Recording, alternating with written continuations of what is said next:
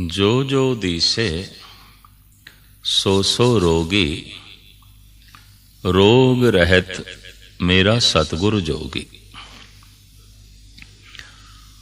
प्रकृति ने मनुख नूं तन ते एक दिता है, लेकिन तन दियां समस्यावां अनेक, रोग अनेक। पूरी मनुखता अज तक पता नहीं कितनियां महामारियां तो लंघ चुकी है, और इस तरह के पता नहीं कितने भयंकर रोग जो कई दफा बस्तियां दियां बस्तियां उजाड़ते रहे ने, शहरां दे शहर तबाह करते रहे ने। एक नूं शमशान तक पहुंचाना, दूजा शमशान तक पहुंचण लई तैयार बैठा है। इस तरह दियां महामारियां समुचे विश्व दे च आईयां ने। हर देश किसी न किसी महामारी तो लंघे है। महामारी जिस दे च बहुत ही लपेट दे च आ जान, लेकिन एक एक रोग की गिनती करिए ते गुरु नानक देव जी महाराज दे इस कथन नूं, गुरबाणी दे इस कथन नूं कि जो जो दीसे सो सो रोगी, तो इस ढंग नाल महामारी हर वक्त मौजूद है। अगर सारे रोगी ने तो महामारी हर वक्त मौजूद है। अनेकां रोग ते शरीर एक, अनेकां बीमारियां ते तन एक। जितने ज्ञान इंद्रिय ने, इन्हां दे भी रोग ने। कदी अखां दुखणियां आ जांदियां ने, देखना औखा हो जांदा है। कदी कंन दुखण लग पैंदे ने, सुनना औखा हो जांदा है। कदी कंठ गला दुखण लग पैंदा है, बोलना औखा हो जांदा है। कदली नज़ले ते जुकाम नाल नासकाई इतनी भारी हो जाती है, सूंघना औखा हो जाता है। और कदी समुचे बदन देते, शरीर देते ताप बुखार इस ढंग नाल प्रगट होता है कि स्पर्शता दा बोध भी नहीं रहिंदा। ज्ञान इंद्रियां दी बीमारी तो इलावा समुचे शरीर दे अनेकां रोग ने। किधरे दिल दी बीमारी, किधरे दिमाग दी समस्या, किधरे गुर्दनियां दी बीमारी, किधरे फेफड़ियां दी समस्या, किधरे हड्डियां दा कमजोर हो जाना, टुट जाना। गरज के तन ते एक है, पर अनेकां तरह दियां रोगां दियां समस्यावां नालों ये घिरे होया है। कुछ विचारकां ने ते भुख नूं भी रोग कह दिता है। कई दफा ये दिन दे 4-4 दफा रोग लगता है, 2 दफा तो लगता ही है। और ये भुख दा रोग मिटदा है भोजन दी दवाई नाल। कुछ धार्मिक चिंतक प्यास नूं भी रोग कहंदे ने। प्यास ने व्याकुल कीता है, प्यास ने बेहाल कर दिता है, ते हुण इसदा भी इलाज पानी है। ना दिओ तो ये रोग जानलेवा भी साबित हो सकता है। ना दिओ भोजन तो ये भुख जानलेवा भी साबित हो सकती है। इस वास्ते भगतां दी दुनिया च ते ये बोल प्रचलित रहे ने कि मौत नालों भी भुख बुरी है। शायद मौत भी इतनी पीड़ा ना देंदी होवे जितनी के भुख पीड़ा दे जाती है। तो इस तरह अनेकां तरह दियां समस्यावां नाल तन उलझिया होया है, ग्रसिया होया है। कई दफा एक समस्या का समाधान लभदा है, दूजी आण घेरदी है। एक रोग का इलाज करते हैं, वो ठीक होने लगता है, दूसरा पैदा हो जाता है। ਕਹਿੰਦੇ ਨੇ ਬੇਸ਼ਤਰ ਦਵਾਈਆਂ ਸਾਈਡ ਇਫੈਕਟ ਕਰਦੀਆਂ ਨੇ, ਇੱਕ ਰੋਗ ਨੂੰ ਦਬਾਉਂਦੀਆਂ ਨੇ, ਦੂਸਰਾ ਪੈਦਾ ਕਰਦੀਆਂ ਨੇ। ਪਰ ਮੈਂ ਤੇ ਐਸਾ ਅਨੁਭਵ ਕਰਦਾ, ਜੇ ਆਪਣੇ ਆਪ ਵਿੱਚ ਵੀ ਲਈਏ, ਇੱਕ ਬੁਖਾਰ ਦਬਦਾ ਹੈ, ਦੂਸਰਾ ਪੈਦਾ ਹੁੰਦਾ ਹੈ, ਇੱਕ ਰੋਗ ਹਟਦਾ ਹੈ, ਦੂਸਰਾ ਆ ਜਾਂਦਾ ਹੈ, ਔਰ ਪਤਾ ਨਹੀਂ ਕਿਤਨੀਆਂ ਜ਼ਿੰਦਗੀਆਂ ਰੋਗ ਦੇ 'ਚ ਗਰਸੀਆਂ ਹੋਈਆਂ ਨੇ, ਔਰ ਜੀਵਨ ਭਰ ਰੋਗਾਂ ਦੇ 'ਚ ਜੀਵਣਾ ਪੈਂਦਾ ਹੈ। ਆਮ ਤੇ ਕਹਿੰਦੇ ਨੇ ਪਰਿਵਾਰ ਦੇ 'ਚ ਜੀ ਰਹੇ ਹਾਂ, ਸੰਸਾਰ ਦੇ 'ਚ ਜੀ ਰਹੇ ਹਾਂ, ਪਦਾਰਥਾਂ ਦੇ 'ਚ ਜੀ ਰਹੇ ਹਾਂ, ਪਰ ਮੈਨੂੰ ਤੇ ਐਸਾ ਮਹਿਸੂਸ ਹੁੰਦਾ ਹੈ ਰੋਗਾਂ ਦੇ 'ਚ ਜੀ ਰਹੇ ਹਾਂ, ਹਰ ਵਕਤ ਬਿਮਾਰੀਆਂ ਦੇ ਜੀ ਰਹੇ ਹਾਂ। ਇਹਨਾਂ ਰੋਗਾਂ ਦੇ ਕਾਰਨ ਵਿਗਿਆਨ ਆਪਣੇ ਢੰਗ ਨਾਲ ਦੱਸਦਾ ਹੈ, ਧਰਮ ਆਪਣੇ ਢੰਗ ਨਾਲ ਦੱਸਦਾ ਹੈ। ਵਿਗਿਆਨ ਐਸਾ ਕਹਿੰਦਾ ਹੈ ਕਿ ਬੇਸ਼ਤਰ ਰੋਗ ਆਹਾਰਕ ਰੋਗ ਨੇ, ਸਰੀਰ ਦੇ ਅਨੁਕੂਲ ਆਹਾਰ ਨਹੀਂ ਕੀਤਾ, ਸਰੀਰ ਰੋਗੀ ਹੋ ਗਿਆ ਹੈ। ਸਰੀਰ 5 ਤੱਤਾਂ ਦਾ ਬਣਿਆ ਹੋਇਆ ਹੈ, ਔਰ ਖਾਸ ਕਰਕੇ ਇਸ ਦੇ ਵਿੱਚ 3 ਤੱਤ ਐਸੇ ਨੇ, ਅਗਰ ਇਹ ਵਧਨ, ਅਗਰ ਇਹ ਘਟਨ, ਤਾਂ ਇਹਦੇ ਨਾਲ ਸਰੀਰ ਦਾ ਸੰਤੁਲਨ ਡਾਵਾਂਡੋਲ ਹੋ ਜਾਂਦਾ ਹੈ। ਉਹਨੇ ਵਾਤ, ਪਿੱਤ, ਕਫ, ਉਹ ਹੈ ਵਾਯੂ, ਉਹ ਹੈ ਪਾਣੀ, ਔਰ ਉਹ ਹੈ ਅਗਨੀ।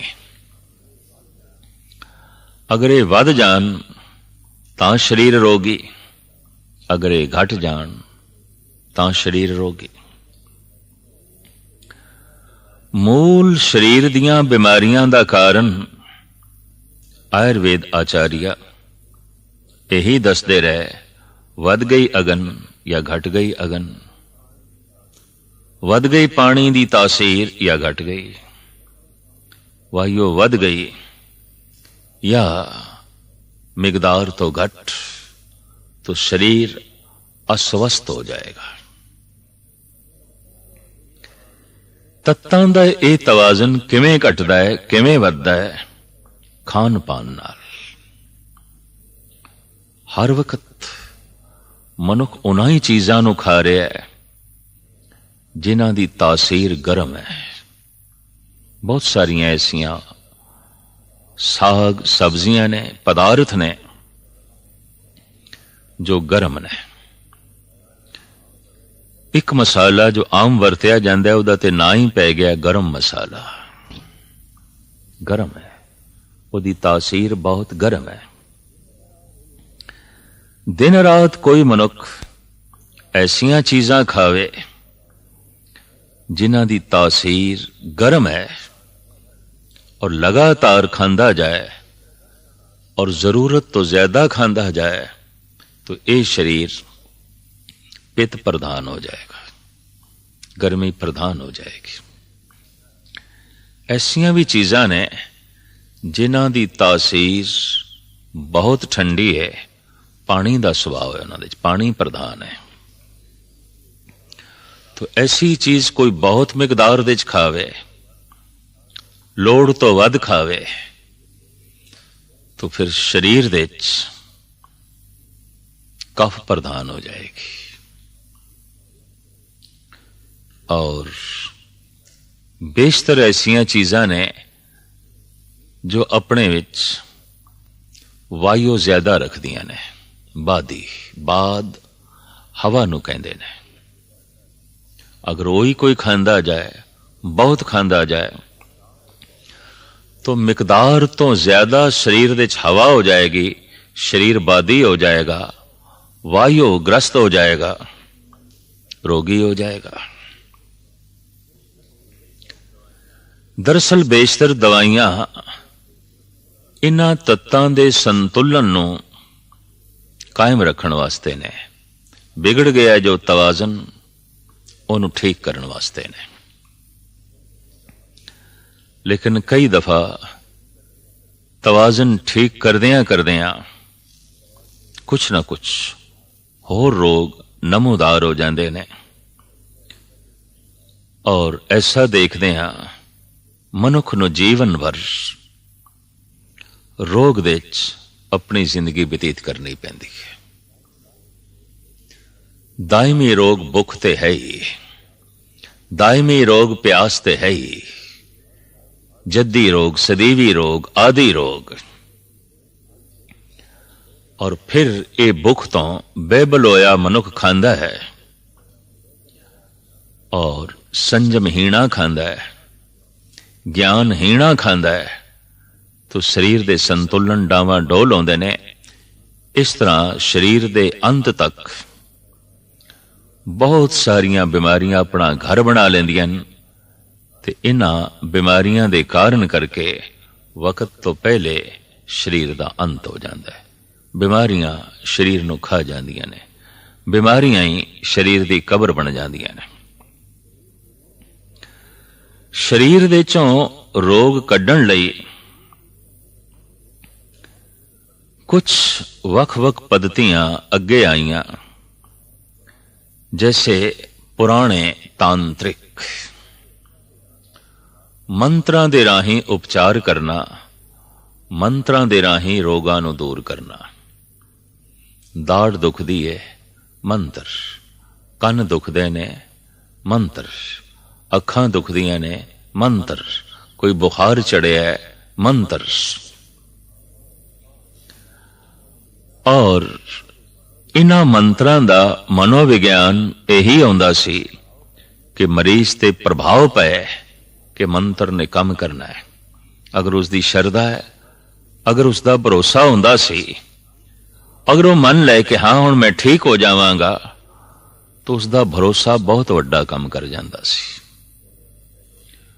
या इंज कह लो अपने भरोसे नाल वो ठीक भी हो जांदा सी। लेकिन मंत्र जिसने सिद्ध कीता हुंदा सी, जिसनूं मांदरी कहंदे सन, मंत्री कहंदे सन, ओदा मंत्र किसे एक रोग ते ही काम करदा सी। अनेका रोग ने तो अनेका मंत्रियां दे पास, अनेका सियाणियां दे पास जाना पैंदा सी, जिन्हां दे मंत्र चलदे सन, जिन्हां दे बोल दे नाल, जिन्हां दे मंत्रां दे नाल बीमारियां हट जांदियां सन। काफी लंबे समय तक सारी दुनिया विच इस तरह के लोगों का प्रभाव रहा है और किधरे किधरे थोड़े रूप विच अज भी है। अगां चल के आयुर्वेद अगे आई, उसने कुछ जड़ी बूटियां की तासीर वेखी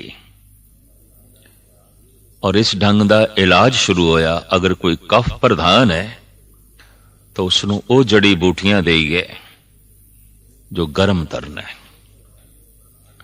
जो वायु प्रधान ने उसनों ऐसी औषधियां देइए जो शरीर दे फालतू वायु नूं कढ देवे। और जो पित्त प्रधान शरीर है उसनों ऐसी औषधियां देइए, ऐसी बनस्पति जिसकी तासीर ठंडी है। काफी लंबे समय तक आयुर्वेद का अपना प्रभाव रहा है। शरीर दे बुखारां नूं, जवर ताप नूं दूर करन दे ये आयुर्वेद आचार्य अगे अगे रहे ने और काफी सफलता इन्हां नूं प्राप्त हुई। लेकिन फिर भी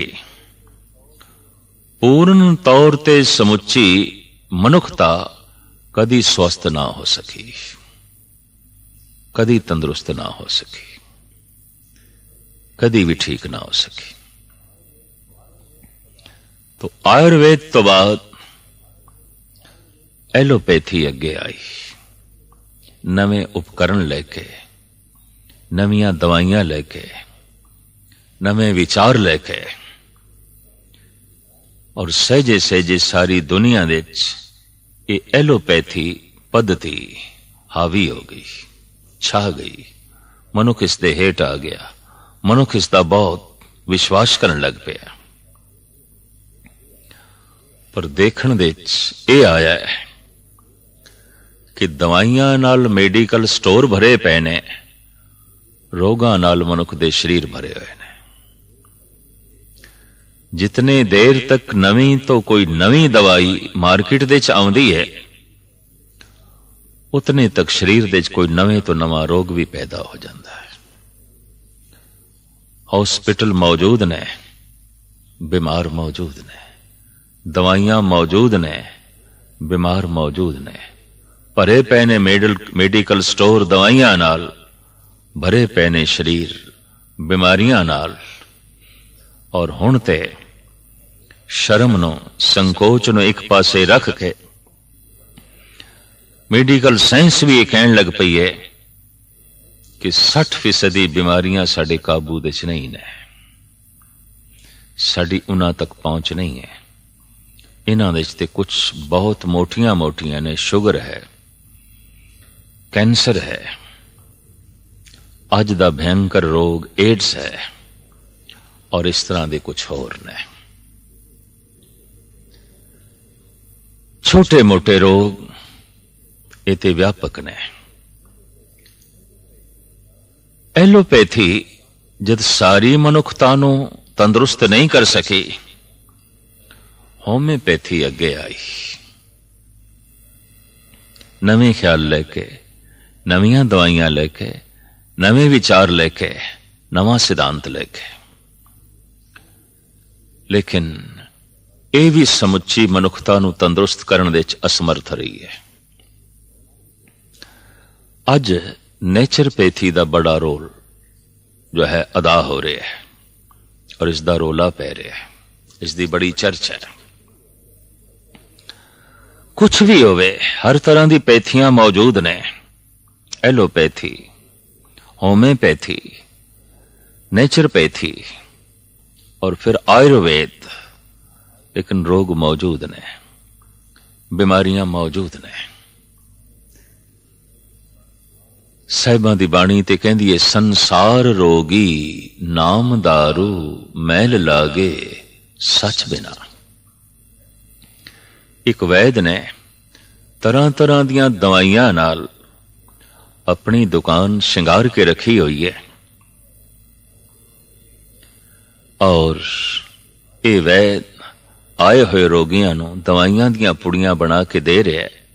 किसी दी नबज देख रहा है, किसी दी जबान देख रहा है, किसी दी अखां देख रहा है, किसी ते सीने ते हथ रख के उसदे दिल दी धड़कन नोट कर रहा है, देख रहे।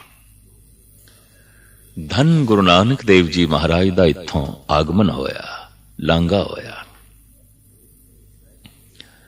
वैद नू देखिया, रोगियां दी भीड़ नू देखिया, सजियां होइयां दवाइयां नू देखिया, खिड़खिड़ा के हस पए। वैद हैरान होया है, ये महापुरुष, ये संजीदा मिजाज हस्ती, ये ते कदी किसे ते नहीं हसदी, मेरे ते हस रहे ने।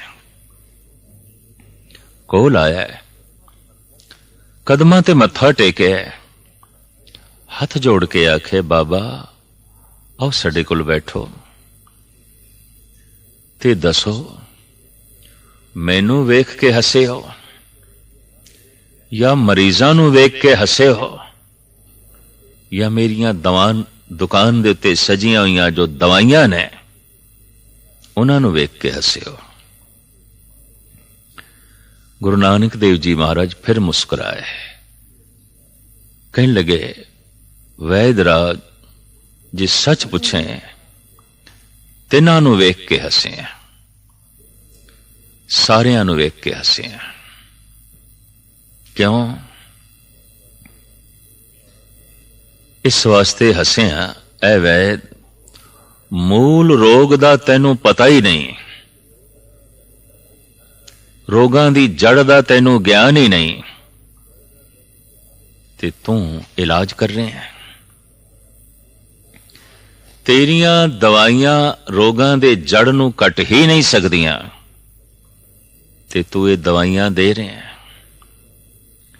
मरीजां ते इस वास्ते हसे, जद रोगां दा मूल तू दूर नहीं कर सकदा, ना तेरियां दवाइयां, ते फिर भी तेरे कोल आउंदे ने, तेरे कोल दवाइयां लेंदे ने, इस वास्ते मैं हसिया, इस वास्ते मेरा हासा निकल गया। तो ये वैद हथ जोड़ के कहंदा है, बाबा दसोगे इन्हां सारियां दा फिर मूल रोग की है?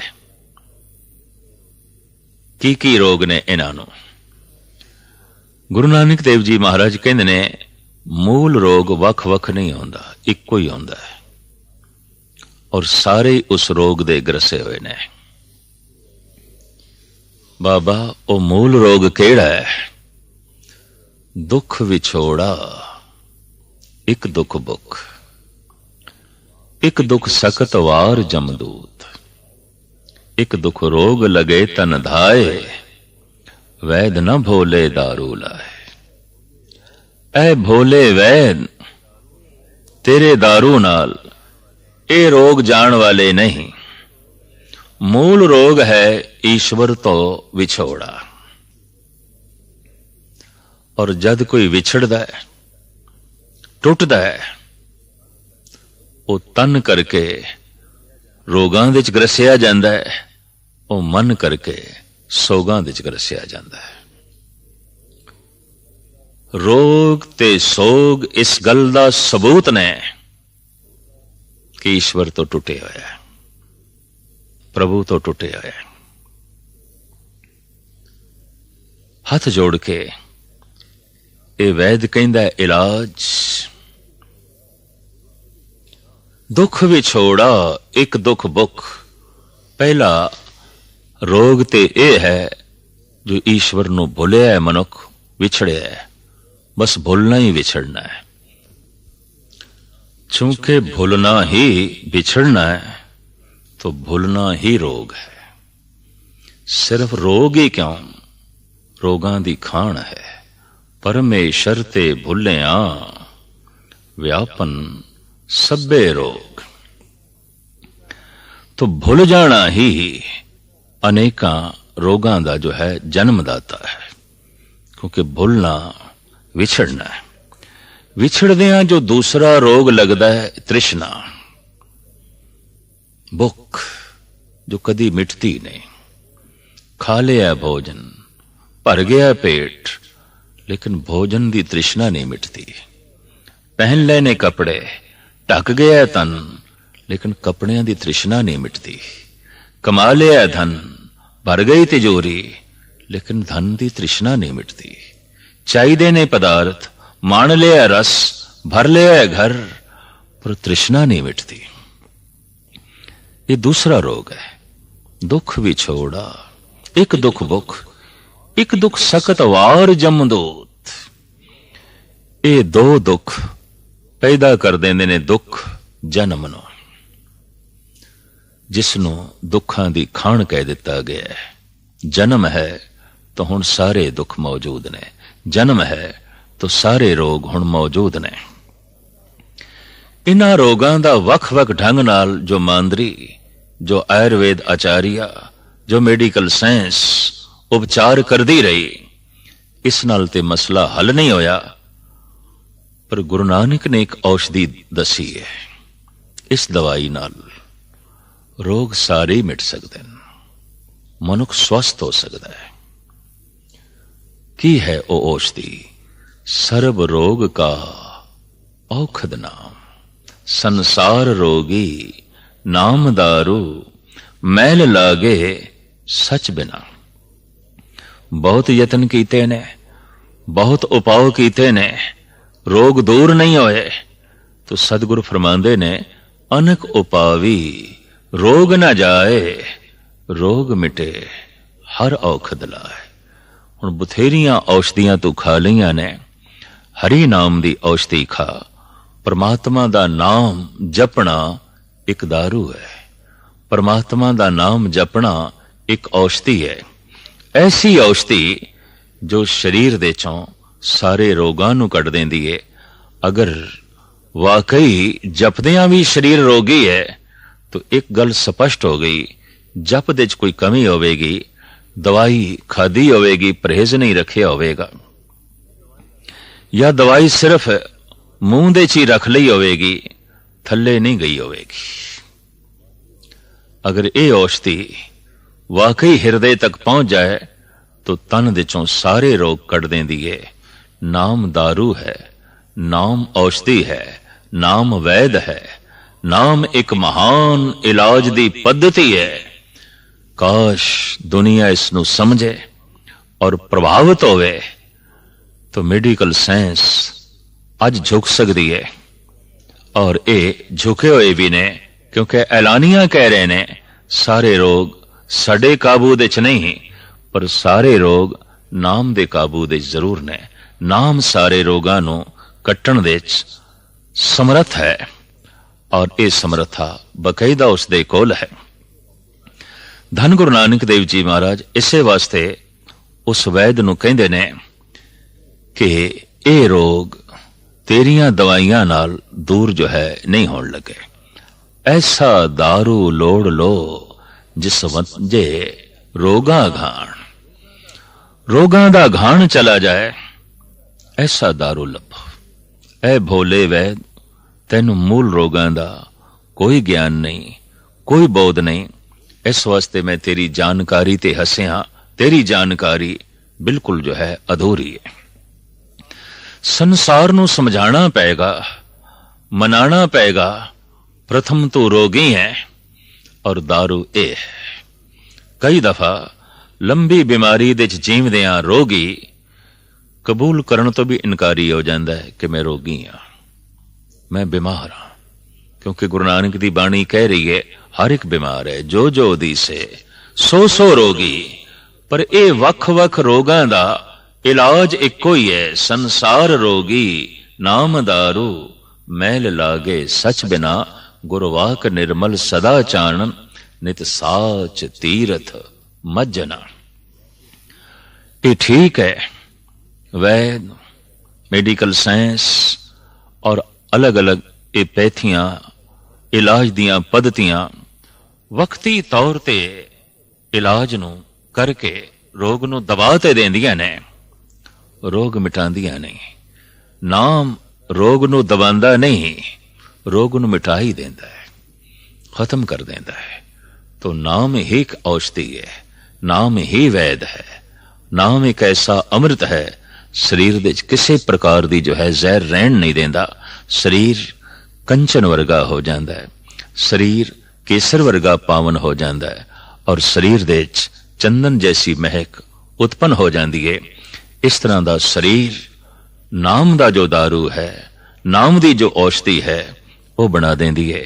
सतगुरु रहमत करन, बख्शिश करन, समूह जगत नू इस गल दी सूझ मिले, समझ मिले कि मेरे रोगां दा इलाज केवल प्रभु दा नाम है, ईश्वर दा चिंतन है, खुदाई जप है, प्रभु दा नाम है, वाहिगुरु दा मंत्र है।